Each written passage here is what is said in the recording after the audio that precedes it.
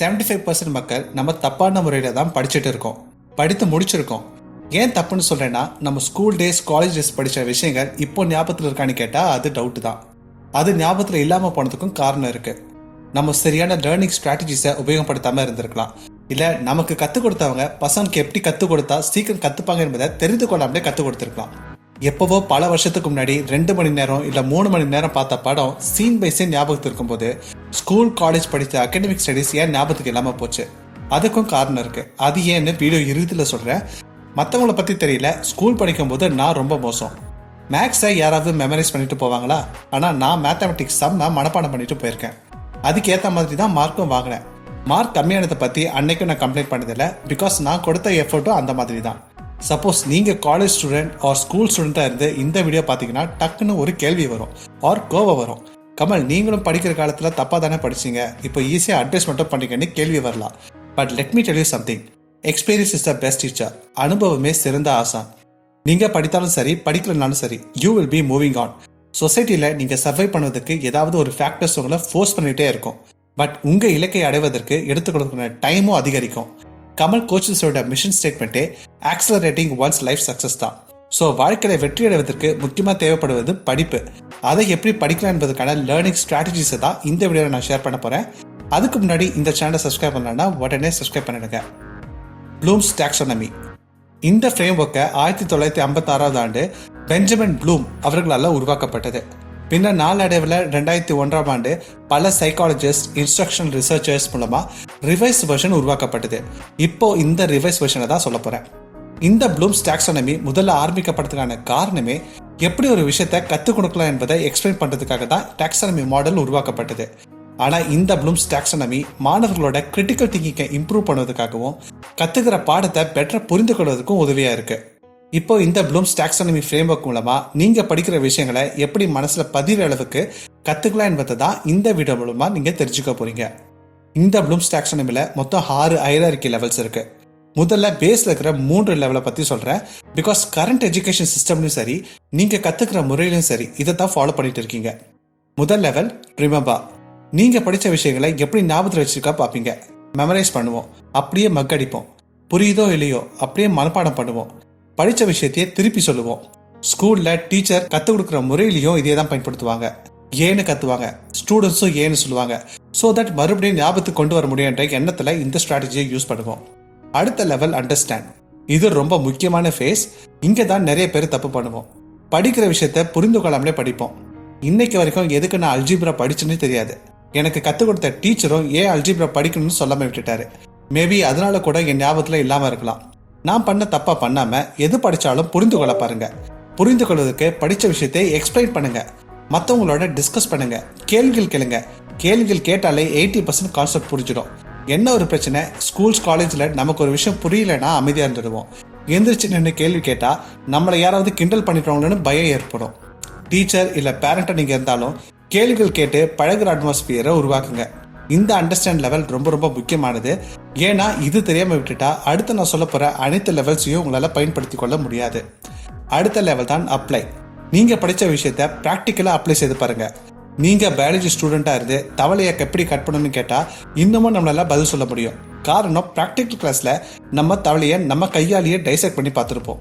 நம்பர்ஸை சம் பண்ணுறத சின்ன வயசில் தான் படிச்சிருப்பீங்க. பட் இன்னமும் ஞாபகத்தில் இருக்கிறதுக்கு காரணம் என்ன? தினமும் உங்கள் லைஃப்பில் நீங்கள் ப்ராக்டிக்கலாக செய்து கொண்டு இருப்பீங்க.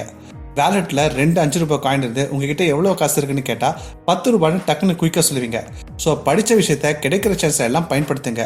யூடியூப்பில் டல்கோனா காஃபி எப்படி செய்வதுன்னு வெறும் ஒரு தடவை பார்த்து மட்டும் விட்டால் ஞாபகத்தில் இருக்காது.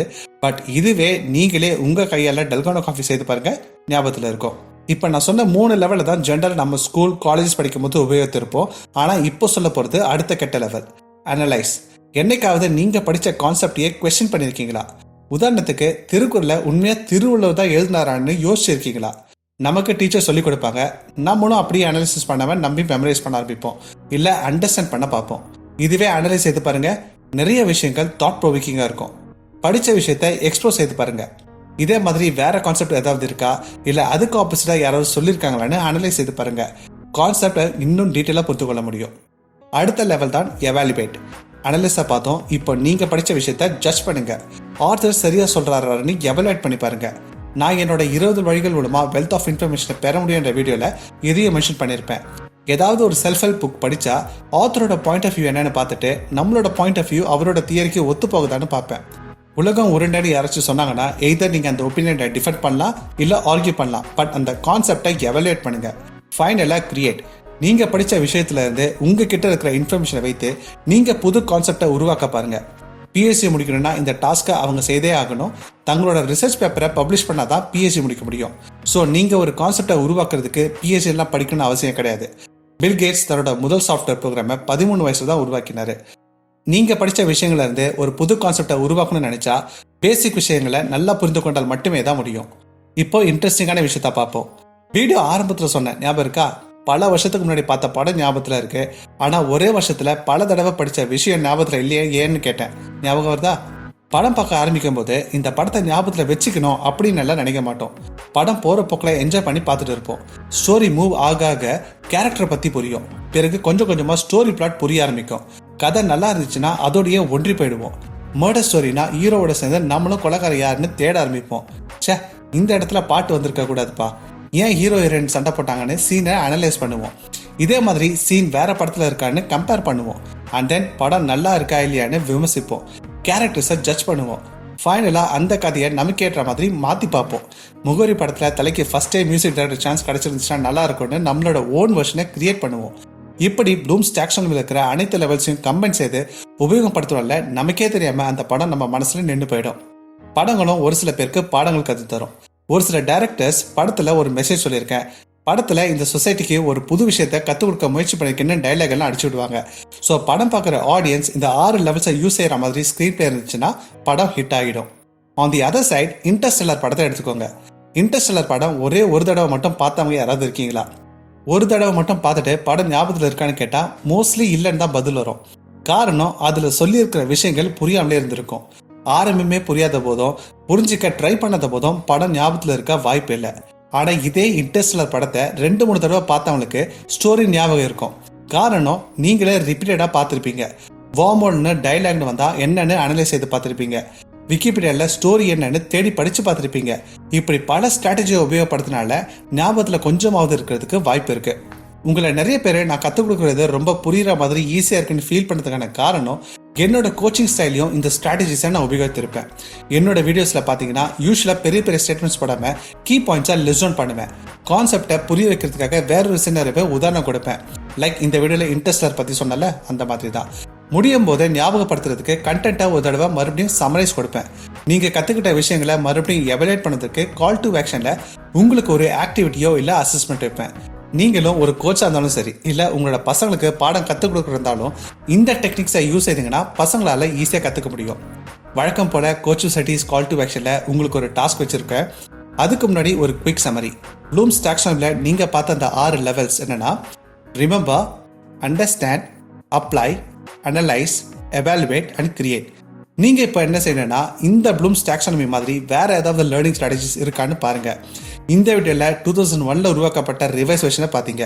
அப்போ பெஞ்சமின் ப்ளூம் முதல்ல சொன்ன டாக்ஸானமி வெர்ஷன் என்னன்னு தேடி பாருங்க. இப்போ என்ன பண்ணால் படித்த விஷயங்கள்லாம் ஞாபகத்தில் வச்சிருக்க முடியும்னு தெரிஞ்சிருக்கும். நீங்கள் இந்த வீடியோவில் கற்றுக்கிட்ட விஷயங்களை ரியல் லைஃப்பில் அப்ளை பண்ணுங்க.